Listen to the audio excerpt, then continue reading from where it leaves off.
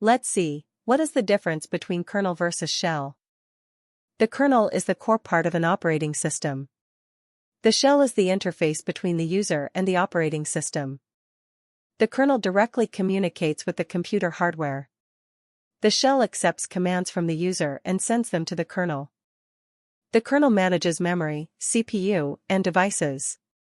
The shell helps users interact with system resources.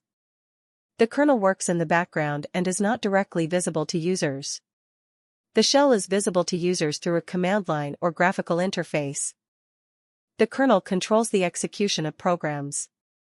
The shell allows users to start and manage programs. The kernel handles system operations and resource allocation. The shell interprets user commands and requests. The kernel is loaded into memory when the system starts.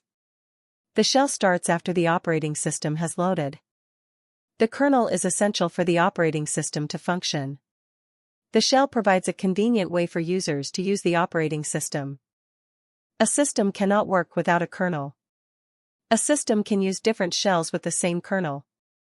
The kernel focuses on system management. The shell focuses on user interaction. Thanks for watching. Please like, share, and subscribe to my channel for more videos.